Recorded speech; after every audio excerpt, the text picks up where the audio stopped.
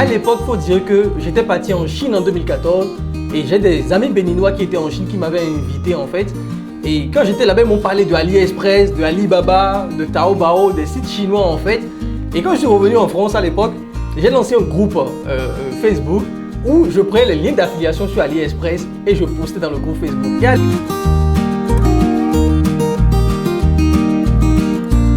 Il faut dire que j'ai beaucoup procrastiné, je faisais beaucoup de choses en parallèle, même à un moment donné, je me suis dit ok, on va tester ce business. Et là, je lance ma première boutique et le même jour, j'ai fait une vente. Le même jour, le 8 novembre 2017, j'ai fait une vente le jour là, j'étais trop content. Je me suis dit, ah, ce truc là, ça marche.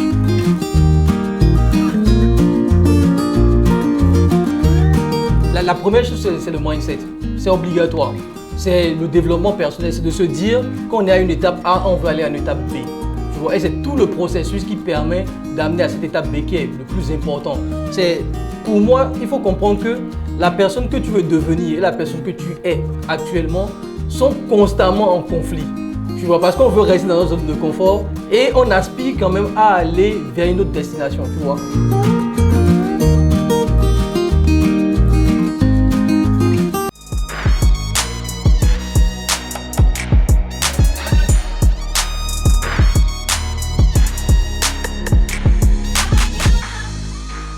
Salut, j'espère que c'est la pleine forme chez toi. Bienvenue dans cette nouvelle vidéo, un nouveau numéro de notre série d'interviews où nous allons à la rencontre des gens qui réussissent dans le domaine de tout ce qui est e-business. Et aujourd'hui, j'ai l'honneur d'avoir un mentor, un coach. Et donc, on se retrouve dans la suite de cette vidéo après l'introduction pour que ensemble Alain puisse nous fait part de son parcours, de son expérience et je vous avoue que ça va être très riche.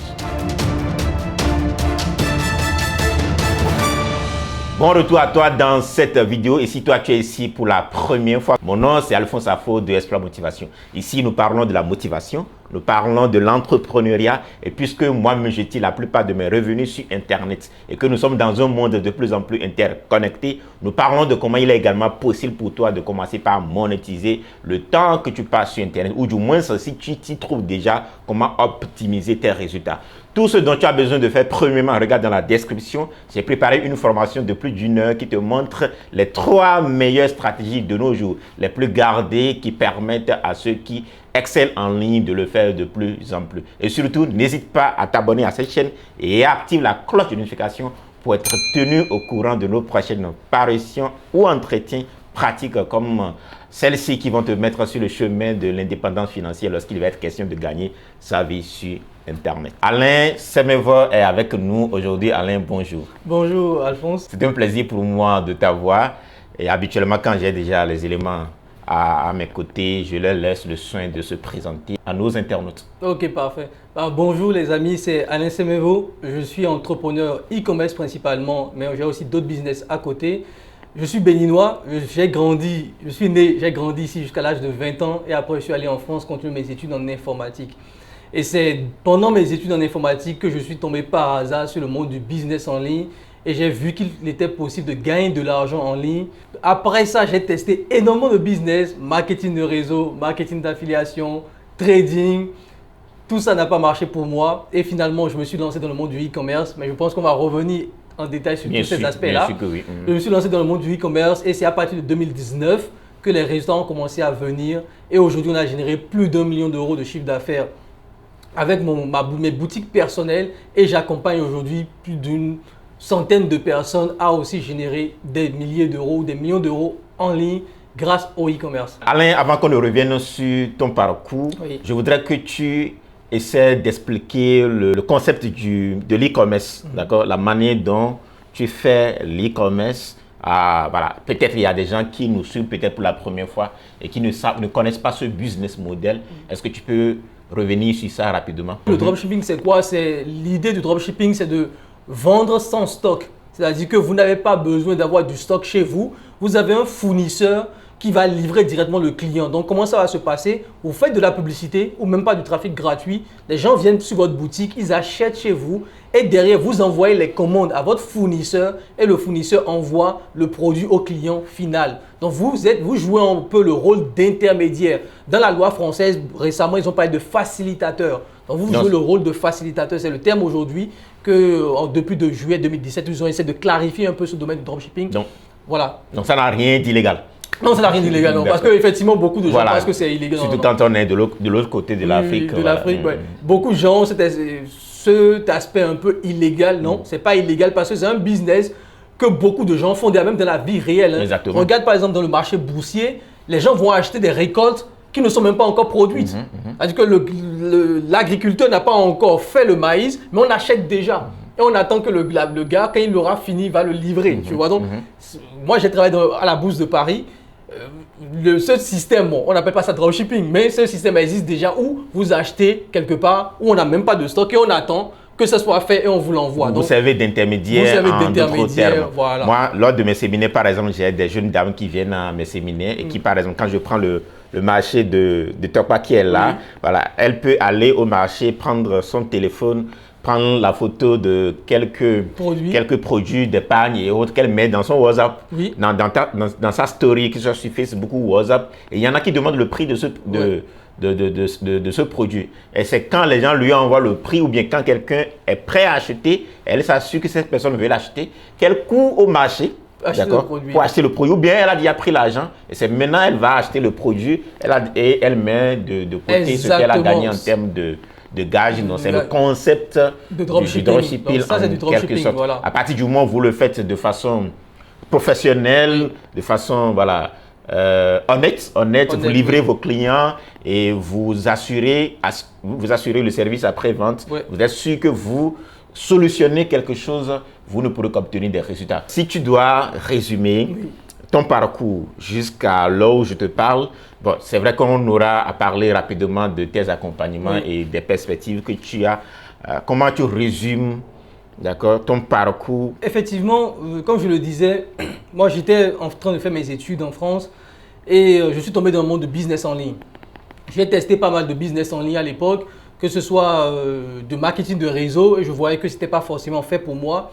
Le marketing d'affiliation aussi avec les logiciels comme ClickFunnels, System.io, ça aussi j'ai abandonné. Et c'est en courant 2016 que je suis tombé sur une conférence en publicité comme ça sur le dropshipping, l'e-commerce avec le dropshipping. Et à l'époque, il faut dire que j'étais parti en Chine en 2014 et j'ai des amis béninois qui étaient en Chine qui m'avaient invité en fait. Et quand j'étais là-bas, ils m'ont parlé de AliExpress, de Alibaba, de Taobao, des sites chinois en fait. Et quand je suis revenu en France à l'époque, j'ai lancé un groupe Facebook où je prenais les liens d'affiliation sur AliExpress et je postais dans le groupe Facebook. Et à l'époque, AliExpress n'était pas du tout cher en 2014. Un téléphone portable était à 30 €, Android, des fonctionnalités au top. Donc, je postais des liens d'affiliation dans le groupe. Donc, quand je découvre le monde du dropshipping, ça m'a parlé en fait. Je me suis dit, mais au lieu de prendre des liens d'affiliation sur AliExpress où tu vas gagner 8% de commission, alors que les produits étaient assez bas à l'époque, c'était très moins cher à l'époque, je me suis dit, mais c'est intéressant de créer une boutique où tu revends ces produits aux gens. C'est comme ça que j'ai trouvé ce business model assez parlant pour moi parce que mon groupe Facebook à l'époque d'AliExpress avait déjà plus de 2000, je pense même plus de 5000 personnes dans le groupe à l'époque. Tu vois, de personnes où je partageais les liens d'affiliation AliExpress en fait. Et ça m'avait permis de générer quelques euros, moins de 100 € parce qu'il fallait atteindre 100 € pour retirer les sous, etc. Voilà. Donc, c'est comme ça que j'ai commencé le dropshipping. Mais l'idée, c'est que avant même de me lancer, je regardais beaucoup de vidéos sur YouTube. Ça, c'est février 2016. Je découvre le business model. Février 2016 jusqu'à novembre 2017, je ne me suis pas lancé. Je consommais des vidéos, je regardais des vidéos sur le sujet et j'étais devenu même un expert en fait. C'est-à-dire que tellement je regardais des vidéos sur le truc que je répondais à des questions dans les groupes. Les gens me posaient des questions, je répondais. Mais jusque-là, tu t'es pas lancé. Je ne me suis pas encore lancé, tu vois. Je répondais à des questions dans les groupes et j'étais persuadé que je connaissais en fait, que j'avais la compétence. Et c'est très grave parce que parfois, vous avez l'impression d'avoir une compétence alors qu'elle n'est que théorique. Et la théorie et la pratique, il y a un monde entre les deux. Bien sûr. Tu vois? Donc moi, j'étais extrêmement compétent théoriquement. Je donnais des conseils à des gens. Je leur disais ce qui n'allait pas, qu'il faut faire ci, il faut faire ça, etc. Et finalement, en 2017, novembre 2017, je me décide enfin. Il faut dire que j'ai beaucoup procrastiné. Je faisais beaucoup de choses en parallèle. Même à un moment donné, je me suis dit, OK, on va tester ce business. Et là, je lance ma première boutique. Et le même jour, j'ai fait une vente. Le même jour, le 8 novembre 2017, j'ai fait une vente le jour-là. J'étais trop content. Je me suis dit, ah, ce truc-là, ça marche. Tu vois. Et le lendemain, une vente. Et après, 0 vente. Donc, je me dis, ah, qu'est-ce qu'il faut faire? Donc, je commence à regarder. Je regarde des formations gratuites sur YouTube. Mais il faut aussi dire que comme j'étais ingénieur en informatique, j'avais un peu ce ego de dire que j'allais... Je connais déjà. Ouais, pourquoi je vais aller acheter une formation alors que je sais faire des sites web, je sais tout faire? Non, moi je peux faire des sites plus beaux que ce que les gens disent, donc je ne vais pas aller me former forcément, tu vois. Donc, j'étais resté un peu là pendant plus d'1 an à me dire que je ne vais pas me former, mais c'est 1 an sans résultat. Tout mon salaire, je gagnais 2300 € net à l'époque. Comme ingénieur, je mettais tout mon salaire dedans, je testais des produits, ça ne prenait pas. Et je voyais aussi les choses en grand. Il faut dire que souvent, beaucoup de gens vont se lancer dans l'e-commerce et ils vont voir les choses en grand. Ils vont se dire, il faut la meilleure boutique possible. Quand je vois quelque chose sur YouTube, on dit la nouvelle application. Et il faut savoir qu'à l'époque, Shopify n'avait pas encore ce catalogue d'applications à l'époque. Donc, il y a beaucoup de trucs que tu devais faire développer par des gens. Donc, je contactais les Indiens sur Fiverr pour faire des optimisations sur la boutique. Rien n'a marché. Et c'est en 2018 que je décide enfin de prendre un coaching. Je me suis dit, bon, là, c'est chaud, ça ne marche pas, je gaspille de l'argent, il faut peut-être aller prendre un coaching. Mais j'ai plus d'argent. Donc, j'ai un ami béninois aussi avec qui j'étais en colocation qui m'a fait un prêt de 10 000 €. Tu vois, vraiment, le gars, il est parti faire un prêt à la banque, c'est beaucoup. C'est 6 millions de francs CFA. Il me fait un prêt de 10 000 € parce qu'il fallait que je prenne un coaching. Et le coaching, c'est 1 000 € de l'heure. Et j'ai 5 heures à faire pour le coaching, tu vois. C'est avec un Américain, c'est 1 000 € de l'heure le coaching. Donc, je demande à mon ami, s'il te plaît, prête-moi 10 000 €. Fais un prêt à la banque parce que moi, j'étais déjà endetté à la banque. J'avais mon prêt étudiant de 50 000 € à payer que je n'avais pas commencé à payer. Donc, je ne pouvais plus. J'étais genre un peu persona non grata, tu vois, à la banque. Donc, je vais voir mon ami, je le supplie de faire le prêt en son nom à la banque. Et moi, j'allais lui rembourser tous les mois 500 €. C'était un peu le deal qu'on avait fait en fait.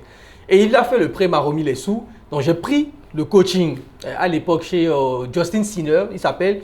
Et il m'a mis en relation avec un autre coach qui était francophone parce qu'il s'est dit, bah, comme tu parles français, j'ai un français dans mon équipe et c'est Ortega. Okay. C'est Ortega avec qui je suis resté en contact après en 2018.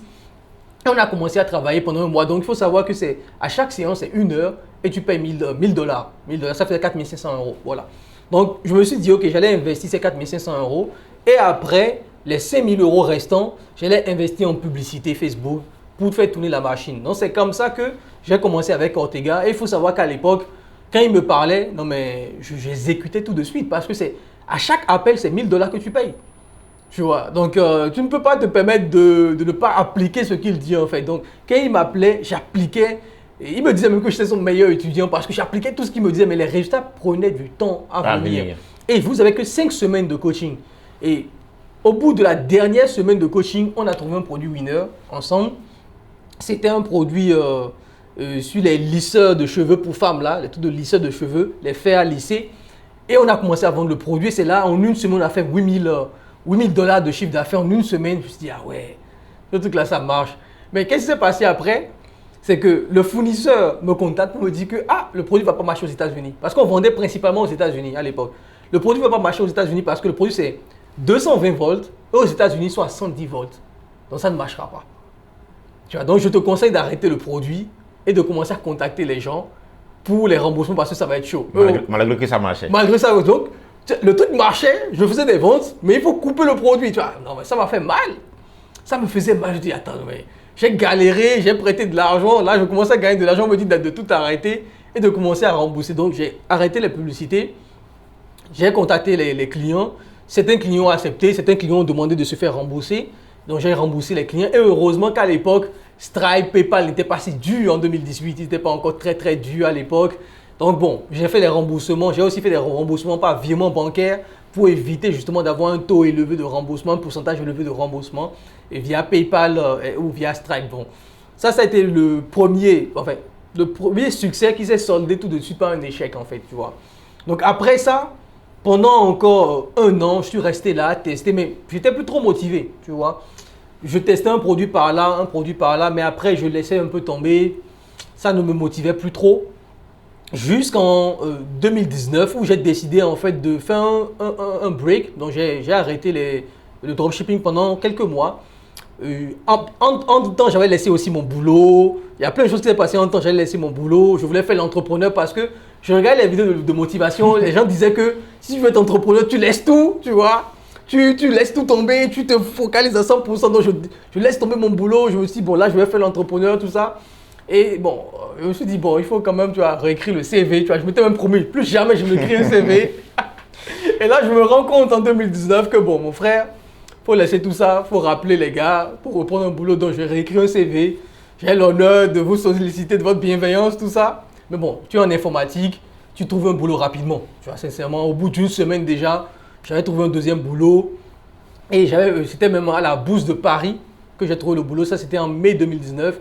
Mais ce que j'ai aussi fait qui est important, c'est que je me suis posé, pendant 2-3 mois, je me suis posé la question, est-ce que c'est vraiment ça que tu veux faire? Okay. Est-ce que tu veux vraiment être entrepreneur? Est-ce que ça te parle réellement?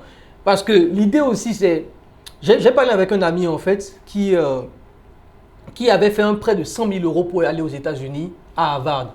Et ça m'avait fait bizarre. Je me disais, comment tu as mis 100 000 euros? Tu peux lancer un business en ligne et ça va marcher avec 100 000 euros. Pourquoi tu veux aller à Harvard avec 100 000 euros? Et le gars m'avait dit en toute franchise, Alain, je me connais très bien, je ne peux pas être entrepreneur. Okay. C'est ce qui me parlait, voilà. Tu vois, il m'a dit, je ne peux pas être entrepreneur. Ce que vous faites là, moi, je ne peux pas faire ça. Mais moi, je veux être un top salarié. Je veux être un salarié, mais je veux faire partie des meilleurs salariés. C'est pour ça que j'ai investi cet argent-là pour aller à Harvard, pour avoir le CV le plus lourd possible, pour faire partie des meilleurs salariés. Et ça m'avait un peu parlé quelque part. Je me suis dit, mais le gars, il sait ce qu'il veut faire. Tout le monde ne peut pas être entrepreneur. Tu vois? Et c'est là que je me suis posé, je me suis dit, ok, je vais commencer à réfléchir. Est-ce que moi-même, je sens en moi ce désir, est-ce que j'ai vraiment en moi ce désir d'aller dans le monde de l'entrepreneuriat? Tu vois? Et quand j'ai commencé à travailler en parallèle, j'ai pris une formation chez Sam Ovens sur comment devenir consultant. Mais pourquoi j'ai pris la formation comment devenir consultant? Ce n'était pas pour devenir un consultant, c'était en fait le module sur le développement personnel. Sam Ovens avait fait l'un des modules de développement personnel les plus puissants que j'ai regardé. Et j'ai commencé à regarder ces vidéos de développement personnel. C'est là le mec, son histoire m'a touché parce que j'avais l'impression qu'il me parlait en fait. Tu vois, j'avais cette impression en fait que je vivais la même chose, c'est-à-dire quoi? C'est-à-dire que il arrive parfois que les choses marchent pour vous, mais vous avez tellement peur que ça marche que vous sabotez vous-même votre propre succès. Et c'est ce qui m'est arrivé en fait. C'est-à-dire j'étais dans des phases où quand ça marchait, j'avais peur et quand ça ne marchait pas, j'étais soulagé. Et je me persuadais moi-même que, ah tu vois, ça ne marche pas. Tu vois? Et je ne sais pas comment mettre le point sur ça en fait. Et je pense que c'est en regardant cette formation de développement personnel de Sam Ovens que j'ai mis le point sur ça. Il dit, c'est ça qui m'arrive. Parce que Sam Ovens disait qu'il avait le même problème. Qu'à chaque fois qu'il lançait un business et que ça marchait, il faisait tout pour saboter et qu'il avait pu détecter cela en fait. Et c'est là que je me suis posé, je me suis dit, ah ouais, c'est ce truc-là que j'ai. J'ai ce problème-là. Et la deuxième chose aussi, quand je me posais la question, est-ce que je veux devenir un entrepreneur? C'est par rapport au monde de l'emploi. Quand j'étais en entreprise, je n'aimais pas ce monde en fait d'entreprise. Ça ne me parlait pas. Je suis quelqu'un d'assez renfermé. Je n'aimais pas aller déjeuner avec les chefs. J'amenais ma nourriture, moi, locaux, mon riz, ma pâte, tout ça. Moi, je m'en foutais. Je ne fais que manger la nourriture du pays, même en France. J'amenais ma nourriture au boulot. Donc, ça ne me parlait pas. Tu vois, l'environnement ne me parlait pas. J'aimais pas les interactions. Par exemple, je viens le lundi matin. Les gars, vous avez fait quoi? Boîte de nuit, Netflix. Moi, j'ai fait quoi? Mais formation. Donc, je voyais que on n'était pas dans le même monde en fait. Donc quand j'ai fait cette formation de développement personnel, j'ai pris le temps de me poser les questions. Est-ce que c'est ce que tu veux vraiment faire? Est-ce que ça va vraiment te passionner? Est-ce que c'est cette vie que tu veux mener? Et en parallèle, ce que j'avais fait en fait, je me suis dit, ok, si la réponse est non, j'allais devenir aussi un salarié. Donc j'avais pris des formations sur toutes les méthodologies utiles, agiles, parce que je me suis dit, être développeur c'est bien, mais il faut être chef de projet pour gagner plus. Il faut être freelanceur. Et j'avais aussi un autre ami sénégalais qui était freelanceur sur Amazon AWS et qui gagnait 20 000 euros par mois et m'avait dit comment faire. Donc j'avais commencé à me former en disant, ok, je continue le dropshipping, mais j'ai un plan B. Si vraiment après ma réflexion, je me pose et je me dis que ce n'est pas ça que j'ai envie de faire, au moins je sais que toutes les certifications que je suis en train de passer vont me permettre de devenir freelanceur en France et de gagner au moins 10 000 à 15 000 euros. Mais gagner 2 000 euros par mois, c'est plus possible en fait. Tu vois? Donc, c'est là que je reprends en juillet 2019 avec tout ce mindset en tête. Et c'est pour ça que le mindset est extrêmement important. Il faut se poser la question, et même dans le coaching, même dans l'accompagnement, je dis souvent aux gens, surtout quand j'ai des étudiants qui font tout, mais qui ont du mal à avoir les résultats, je leur demande, pose-toi la question, est-ce que c'est ça que tu veux vraiment faire? Est-ce que tu es venu parce que tu as entendu que c'est le business model qu'on veut faire? Est-ce qu'au fond de toi, tu as ce désir, cette envie de te dire que c'est ce truc-là que j'ai envie de faire? C'est extrêmement important sinon tu vas gaspiller ton argent. C'est vrai que nous, on fait du marketing, on vous dit de venir, que c'est le business model, que vous allez gagner de l'argent. Mais si au fond de toi, tu penses vraiment que ce n'est pas ça que tu as envie de faire, ne le fais pas. Tu vois? Parce que je vois beaucoup de personnes excellentes en coaching. Ils font tout ce que tu leur dis de faire, mais les résultats ne viennent pas. Et parfois, je me demande si dans leur tête, ils ne sont pas en train de s'auto-saboter. Comme tu l'avais fait toi-même par le passé. Par le passé. Alain, à date d'aujourd'hui, voilà, tu as eu des hauts, des bas. Après, tu t'es repositionné. Tu as su que cela est fait pour toi ou bien tu es fait pour ça. Tu avais un pourquoi qui t'est amené à t'y mettre à fond. À date d'aujourd'hui, est-ce que tu peux nous parler de façon concrète de ce que tu as pu réaliser en termes de résultats dans ce domaine de l'e-commerce ou bien en l'occurrence le dropshipping? Je crois qu'on a défini, le dropshipping aujourd'hui. Est-ce que tu peux nous dire de façon concrète, à date d'aujourd'hui, voilà, ce que tu es arrivé à réaliser dans ce domaine-là en termes de chiffre d'affaires? En termes de chiffre d'affaires, sur la durée, j'ai commencé maintenant il y a 4 ans, on est à peu près à 2 millions d'euros de chiffre d'affaires. Tu vois, donc c'est ce que nous on a généré avec les différentes boutiques sur les différents marchés. Ce n'est pas seulement sur la France. On a vendu sur les États-Unis pendant 3 mois, 4 mois où on faisait 200 000 $ par mois. Et ça s'est essoufflé après, c'était un produit d'été. Après, on a vendu beaucoup en France. En Allemagne aussi, on a fait plus de 300 000 € en Allemagne. Et actuellement, mon marché principal actuellement, c'est le marché français où de février dernier 2021 jusqu'à juillet, on était à 100 000 € de chiffre d'affaires par mois. Maintenant, ça, c'est des chiffres d'affaires. En termes de bénéfices, vous savez, je suis en France. Je n'ai pas envie de parler de ça. Parce qu'en France, vous avez la TVA, vous avez les impôts, vous avez énormément de charges en France qui font que ça peut venir imputer énormément en termes de rentabilité. Il faut savoir, en toute transparence, que vous êtes en 10 à 15% dans votre poche. Si vous êtes en France. Et ce n'est pas parce que tu as réalisé, et c'est ça beaucoup ne comprennent pas, ce n'est pas parce que Alain a réalisé 2 millions de $ de chiffre d'affaires qu'il est millionnaire. Non, pas du tout. Non, il faut faire vraiment la nuance. Il faut faire la nuance parce que vous avez, on peut dire millionnaire en chiffre d'affaires, mais en bénéfice net, ce que tu as dans la poche, non, je ne suis pas encore millionnaire dans ce que j'ai dans ma poche. Exactement. Et quand même on parle d'entreprise en temps normal, pour que cette entreprise soit viable dans le temps et dans l'espace, il va falloir que sur ces bénéfices que l'entreprise a dégagés, tu te payes. C'est ce que tu t'es payé qui est en réalité ta fortune à toi. C'est ça que beaucoup ne comprennent pas. Il faut aussi comprendre que l'argent de l'entreprise n'est pas ton argent. Exactement. Moi, c'est le premier concept que l'expert comptable m'a expliqué. Mais pourquoi? En fait, il faut comprendre qu'au niveau de la loi, l'entreprise t'appartient, mais l'argent de l'entreprise ne t'appartient pas. Il faut justifier quand tu sors l'argent de l'entreprise, tu vois. Et je crois que c'est l'erreur que beaucoup commettent dans le milieu. Ils pensent que l'argent de l'entreprise, c'est leur argent. Et ils dépensent, et après les impôts sont derrière eux, et il faut rembourser. Par exemple, moi, je prends de l'argent de l'entreprise, on me dit de rembourser l'argent. Je dis, mais attends, il faut rembourser ton entreprise parce que l'argent de l'entreprise ne t'appartient pas. Et ça a été extrêmement difficile pour moi de l'accepter. Je me suis dit, attends, mais c'est mon entreprise. Et ce que ça génère, je le mange. Mais non. Il faut payer les impôts, il faut payer la TVA, il faut payer tout avant de manger. Ok, donc de façon globale, environ 2 millions de réalisés de chiffre d'affaires avec une marge de 15 à 20%. Alors, Alain, lorsqu'on te pose la question, par exemple, quelles sont tes clés du succès dans ce domaine de l'e-commerce ou bien en entrepreneur de façon générale, c'est quoi les clés du succès? Souvent, c'est une question qu'on me pose souvent. Moi, je résume cela en 4 points. Tu vois, ou si on peut parler de clés. La première chose, c'est le mindset. C'est obligatoire. C'est le développement personnel. C'est de se dire qu'on est à une étape A, on veut aller à une étape B. Tu vois? Et c'est tout le processus qui permet d'amener à cette étape B qui est le plus important. Pour moi, il faut comprendre que la personne que tu veux devenir et la personne que tu es actuellement sont constamment en conflit. Tu vois? Parce qu'on veut rester dans notre zone de confort et on aspire quand même à aller vers une autre destination. Tu vois? Et c'est important d'avoir ce mindset, cet aspect de développement personnel qui va t'orienter, qui va te permettre justement d'aboutir ou bien de clarifier ta vision et ta mission de vie. Ça, c'est la première chose. C'est extrêmement important. Je t'ai dit, par exemple, par rapport à la formation de Sam Ovens que j'ai suivi, c'est vraiment ça qui m'a aidé, où je me suis dit, je savais exactement ce que je voulais faire, pourquoi je voulais le faire. Ça, c'est la première chose. La deuxième chose, c'est de se former. Tu vois, dans tout business, quand vous voulez vous lancer, vous devez vous former. Vous devez comprendre. Et il ne faut pas penser qu'en regardant des vidéos YouTube, on devient un expert. Parce que ça, c'est se mentir. Et moi, je l'ai fait. Tellement je regardais des vidéos YouTube, des formations gratuites, que je répondais même à des questions dans des groupes où les gens pensaient que j'étais déjà un expert en fait. Ils pensaient que j'avais déjà du succès, que je faisais de l'argent alors que je ne faisais absolument rien. Donc, il est important de se former, de se faire accompagner par les gens qui ont déjà le savoir, tu vois, et aussi de payer ces gens-là pour avoir cette connaissance-là. Parce que beaucoup de gens se disent, non, je ne veux pas payer, c'est de l'escroquerie si je gagne. Non. Aujourd'hui, moi, je prends des coachings à 10 000 € le mois. J'ai déjà fait ça pendant 3 mois, ça fait 30 000 € des coachings qui aujourd'hui m'ont rapporté même plus.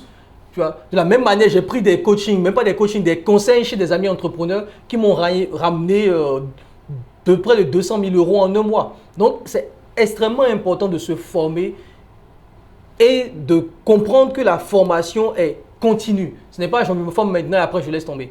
Le troisième point, c'est de se lancer, de tester. Parce qu'on peut se former, on peut prendre des coachings, mais si tu ne te lances pas réellement, si à un moment donné, tu n'es pas là pour tester, parce que ce qui est important, tu as dû le remarquer aussi en e-commerce, je peux te dire de faire telle stratégie, mais à la fin de la journée, c'est la stratégie que toi-même tu vas définir qui marchera pour toi. Parce que tu peux te baser sur ce que ton coach fait, tu vois, comme base, mais à un moment donné, c'est à toi de commencer à tester autre chose. C'est à toi de commencer à voir, ok, est-ce que si je fais telle stratégie, ça va mieux marcher pour moi ou pas? Donc, tu es obligé à un moment donné d'agrandir tes connaissances et de tester pour voir quelle équation va fonctionner pour toi. Ça, c'est la troisième chose. Et la quatrième chose, c'est la persévérance.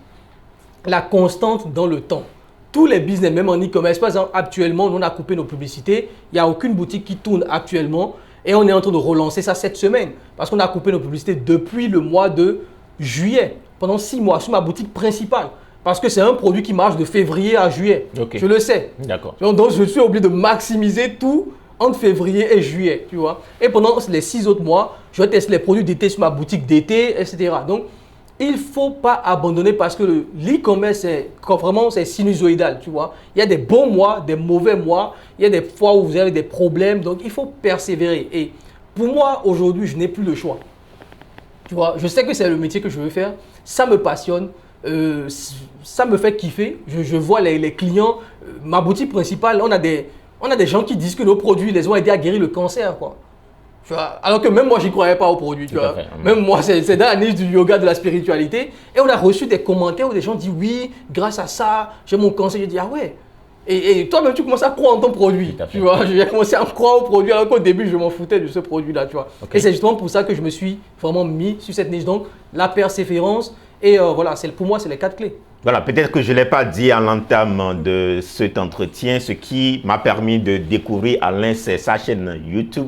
Alain, au-delà du fait qu'il a son business en e-commerce ou bien il a d'autres business qu'il tourne voilà, généralement en ligne, il a également une chaîne YouTube ou du moins il a un département de son business qui lui permet de partager avec d'autres son savoir. C'est justement parce que bien moi je l'ai découvert et par la suite nous avons commencé par travailler. Alain m'a accompagné lorsque je me lançais en e-commerce en 2020. En 2020, je crois qu'on a travaillé dans les 3 premiers mois de l'année 2021. Je crois que grâce à toi, nous avons pu mettre en place notre marque qui tourne, qui continue de tourner. Alors Alain, quand est-ce que cette idée de partager avec les gens t'est venue, la création de la chaîne YouTube? Et voilà, si tu peux revenir un peu sur... En fait, ça m'est venu quand je me suis lancé dans le marketing d'affiliation. Parce que quand je me suis lancé dans le marketing d'affiliation, l'une des stratégies, en fait, c'était de faire des tutos gratuits sur des outils. Et après, lorsque les gens voulaient plus, tu allais les accompagner pour mettre en place l'outil pour eux. Ils allaient passer par ton ligne d'affiliation. C'était un peu ça la stratégie que j'utilisais. Donc, j'ai fait des tutos sur ClickFunnels, j'ai fait des tutos sur System.io. Donc, c'est comme ça, en fait. Mais avant même ça, il faut dire que quand je suis venu en France en 2012, et que je tombe sur YouTube parce que YouTube, il faut dire que YouTube ne nous parlait même pas ici en Afrique. Non, moi j'ai découvert YouTube pour la première fois en 2015. En 2015, tu vois. Moi-même, quand je tombe sur YouTube en 2012 et je vois les gens, il faut dire, je le dis toujours, j'ai toujours été quelqu'un de très timide, de très introverti, mais je me parlais beaucoup. Dans ma tête, je me parlais de beaucoup de sujets. Donc quand je viens en France en 2012 et j'ai vu les gens parler de sujets de YouTube, je me suis dit, ça là, je vais le faire. Direct, c'est que ça m'a parlé. Il faut que moi aussi je parle aux gens. Tu vois, il faut que je leur dise des choses, des trucs que j'ai envie de leur partager. Donc, j'avais un peu ce truc où j'avais envie de lancer une chaîne YouTube. Et du coup, quand je découvre le marketing d'affiliation, j'ai lancé ma chaîne YouTube. Et il faut aussi dire qu'à un moment donné de ma vie, j'étais en Chine pour faire mes études. J'avais lancé aussi une chaîne YouTube sur le chinois, comment apprendre le chinois, des trucs comme ça, où je partageais des vidéos dessus sur l'apprentissage du chinois. Donc, toutes ces petites expériences, en fait, m'avaient permis un peu de voir que, bon, j'ai envie de partager des connaissances, en fait, tu vois. Et c'est pour ça que je me suis lancé sur YouTube. La deuxième chose aussi, pourquoi principalement en e-commerce? Parce que j'ai transformé ma chaîne qui s'appelait à l'époque Tech Business Coach à Alain Semevo aujourd'hui. Parce que ce n'était pas le nom avant, le nom c'était Tech Business Coach. Tu vois, que ma chaîne YouTube s'appelait, je l'ai transformé à Alain Semevo. Pourquoi? Parce que quand je me suis lancé en e-commerce, j'ai fait 2 ans sans résultat, à peu près 2 ans. Tu vois, sans résultat. Et quand je voyais tout ce que les autres disaient, tout le bling bling qu'ils montraient et tout, je me disais, mais les gars, ça ne se passe pas comme ça. C'est beaucoup plus difficile. Et du coup, je me suis dit, quand j'aurai des résultats, je vais vous montrer la réalité. Je vais vous montrer que vous allez galérer, que ça va être beaucoup plus compliqué que ça, que vous allez perdre de l'argent aussi, etc. Donc, j'avais un peu animé par ce besoin de montrer autre chose aux gens en disant, non, vous n'irez pas à Dubaï en 3 mois, les gars, c'est pas possible. Tu vois, vous allez travailler dur. Je crois que c'est ce côté qui m'a attiré chez toi. Je me suis dit, mais voilà quelqu'un qui dit la réalité, quelqu'un qui parle du côté authentique de la chose. Voilà pourquoi je n'ai pas hésité à prendre ton coach. Et surtout, moi, ce qui m'a fait un peu mal, c'est que les premiers coachs qui ont parlé de e-commerce, tout en leur honneur, ils ont fait beaucoup de bien. L'idée n'est pas de les critiquer, mais ils ont trop montré le fait que c'est un business trop facile. Que tu vas te lancer comme ça et que tu es à 10 000 € par jour rapidement. Et c'est ce qui a fait que beaucoup de gens se sont lancés. Et c'est ce qui fait même qu'aujourd'hui, beaucoup de gens pensent que c'est de l'escroquerie. Parce qu'on a trop présenté ce business comme un truc extrêmement facile. Sur lequel il faut aller pour devenir riche rapidement. Alors que l'idée n'est pas ça. L'idée, c'est que moi, l'e-commerce, pour moi, c'est un business sérieux. Moi, je le prends sérieusement. Nous, même avec l'équipe, la manière dont on gère nos boutiques, on le gère sérieusement. Et c'est ce qui fait qu'on a très peu de problèmes avec Facebook, avec nos différents partenaires. Parce qu'on le prend sérieusement. On appelle nos clients au téléphone, on les rassure sur nos produits. Je ne fais que vendre de la qualité. Il y a des produits que je ne vends pas, tu le sais, il y a des niches que je ne touche pas. Tout ce qui est blanchiment dentaire, on sait que c'est un truc qui ne marche pas. Tout ce qui est liquide. Liquide, voilà. Donc, moi, je le prends très au sérieux, ce business, parce que je n'ai pas le choix. L'idée pour moi dans l'e-commerce n'est pas de faire un one-shot et de partir après. Ce n'est pas de faire 1 million aujourd'hui. Non, j'ai envie, dans 10 ans, je sois encore dans l'e-commerce. Et si tu as cette vision long terme sur ton business, tu ne peux pas venir vendre du vent, tu ne peux pas venir dire que ouais, c'est simple, etc. Non, bien évidemment, il y a des chanceux. Il y a des gens que j'ai accompagnés en 6 mois, ils ont fait 1 million. Mais c'est parce qu'aujourd'hui, j'ai des stratégies extrêmement rodées pour leur permettre d'avoir des résultats rapidement. Mais au-delà de ça, ce n'est pas d'avoir des résultats rapidement, on peut avoir des résultats rapidement, mais est-ce qu'on peut continuer sur le long terme? Et ce que je remarque, c'est que très peu de personnes arrivent à continuer l'e-commerce sur un business long terme. Il y a même des gens j'ai connu des gens qui ont fait 1 million et qui ont abandonné après. Alors que pour moi, l'idée que je veux transmettre à ma communauté, à ma chaîne YouTube, c'est de dire à ma communauté que c'est un business sérieux. Vous devez le prendre sérieusement. Vous devez travailler dur. Moi, pendant des mois, même pendant des années, j'ai dormi 4 heures par nuit. Et j'ai pris le business sérieusement parce que j'avais une vision long terme. J'ai envie de créer une marque, j'ai envie de faire de l'impact en fait. À partir de ce moment, je suis obligé un peu d'avoir une certaine intégrité et de dire aux gens que voilà, ça peut être rapide. Il y a des gens qui ont des résultats rapidement. Au bout d'1 semaine, au bout de 2 semaines, je ne peux pas nier ce fait-là. Mais au-delà de ça, c'est la constante dans le temps. Est-ce que le fait d'avoir 1 million aujourd'hui, est-ce que c'est répétable? Et l'objectif, c'est d'amener les gens à avoir un business répétable. Et c'est ce que tu transmets à travers tes accompagnements individuels. Tu as également une formation en ligne. Alors Alain, cet entretien tend progressivement vers la fin. En dehors de ce business en ligne que tu as, je crois qu'actuellement tu vis en Estonie. Oui. Voilà, tu as quitté la France pour l'Estonie. Oui. Est-ce que tu as des perspectives, est-ce que tu as des projets en Afrique? Oui. Là, comme on le disait en off, l'idée pour moi, c'est d'ici 6 mois de rentrer progressivement au pays et de passer au moins, en tout cas, 6 mois de mon temps au Bénin et 6 mois en Estonie. Chaque fois. Voilà, donc c'est un peu l'idée et de commencer à lancer des projets, de plus en plus physiques, parce que c'est aussi ça l'idée, c'est bien de se diversifier. On ne peut pas mettre tout son budget sur un business en ligne, c'est bien, mais l'idée aussi c'est de lancer des business physiques, ça peut être dans l'immobilier, dans l'industrialisation, aussi même dans des petits trucs comme les mobile money, il y a ces petits business qui ne demandent pas forcément de gros budget que tu peux lancer, etc. C'est ce qui m'intéresse aujourd'hui. J'ai envie de tester ces business locaux et je pense que d'ici la fin de cette année, en tout cas, on va créer une agence de type Mobile Money, Western Union, etc. D'ici la fin de cette année. Voilà, ça va être pour moi le premier investissement au Bénin parce que j'ai déjà des investissements au Cameroun, dans l'agriculture notamment, dans la pisciculture notamment, qu'on est en train de tester. Mais au Bénin, je n'ai encore rien fait. Donc, je pense que ça va être l'un des premiers investissements que je vais faire au Bénin. Un petit business model pour voir comment ça marche. Et après, on va essayer d'agrandir, etc. Ok.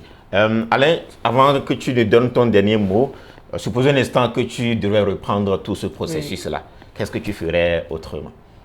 Je pense que déjà, si je devais, avec les connaissances que j'ai aujourd'hui, si je dois reprendre, l'une des choses, c'est que je ne serais pas parti à l'université.